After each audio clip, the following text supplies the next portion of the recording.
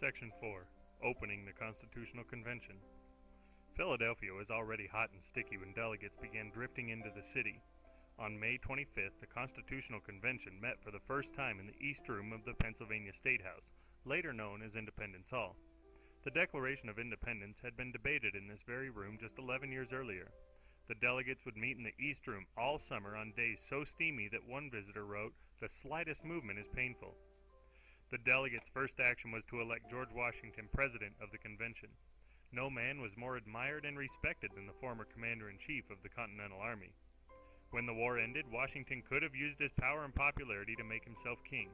Instead, he went home to Virginia to resume his life as an ordinary citizen. But, despite his reluctance to return to public life, Washington would play a key role in presiding over the convention and lending it his prestige. 55 delegates from 12 states attended the convention. Rhode Island, which prided itself as home of the otherwise minded and feared a strong national government, boycotted the meeting. Some leaders of the Revolution were missing.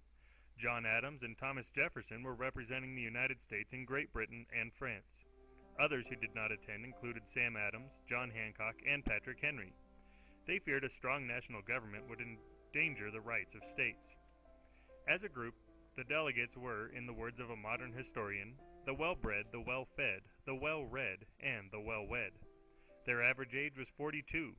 At 81, Benjamin Franklin of Pennsylvania was the oldest. He arrived at the convention each day in a sedan chair carried by 4 good-natured prisoners from a nearby jail. Most of the delegates brought extensive political experience to the meeting. More than 2/3 were lawyers. More than 1 in 3 owned slaves. Thomas Jefferson was so impressed by the ability and experience of these men that he called the convention an assembly of demigods. The best prepared of these godlike figures was James Madison of Virginia. One delegate wrote of Madison, "In the management of every great question he evidently took the lead in the convention." Indeed, Madison's influence was so great that he would later be called the father of the Constitution. Madison addressed the convention more than 200 times. When he was not speaking, he took notes. Sitting near the front of the room so that he could hear everything that was said, Madison wrote down nearly every word. When collected together, his notes covered more than 600 printed pages. From this remarkable record, we know what went on inside the convention day by day. At the time, however, no one outside the convention knew what was happening. After choosing a president, the delegates voted on rules for the convention. The most important was the rule of secrecy. The delegates wanted to feel free to speak their minds without causing alarm or opposition among the general public. They agreed to keep secret whatever was said in the meeting room until their work was done. One day, Washington was handed some notes that had been dropped in the hall outside the East Room. Washington pocketed the paper until the end of the debate the next day. Then, in his sternest voice, he lectured the delegates on the importance of secrecy. "I know not whose paper it is," Washington said as he flung the notes on his desk, "but here it is. Let him who owns it take it." The notes were never claimed. Instead, they lay on Washington's desk for days.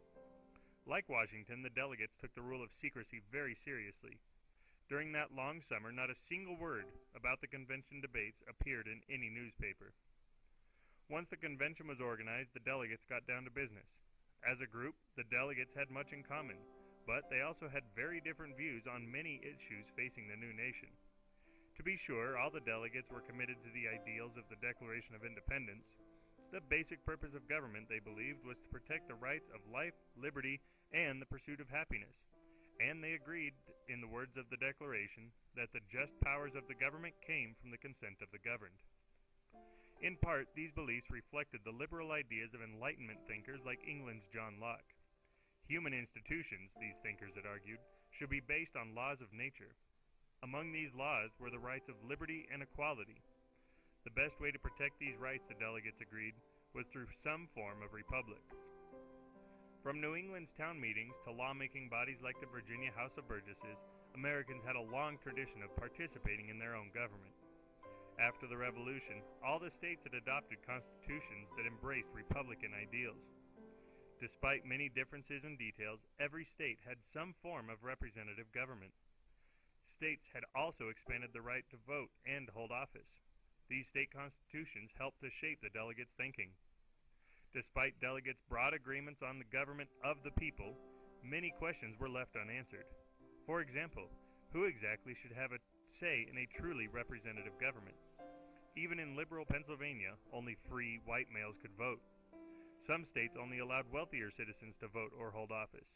Women could not vote in any state except New Jersey, and New Jersey women would lose the right to vote in 1807. Perhaps the most troubling question of all was how powerful the national government should be. Many delegates wanted to keep the government close to the people by preserving the rights of the states. They feared that a strong national government would threaten individual liberty. Others, including James Madison, argued just the opposite. Look at what happened under the Articles of Confederation, they said. If the central government is too weak, it cannot do its job of protecting liberty and property. As they met behind closed doors, the delegates wrestled with these and other issues. Tempers often flared. Several times, it seemed that the convention might collapse in failure. But as you will see, in the end, the delegates found ways to save the nation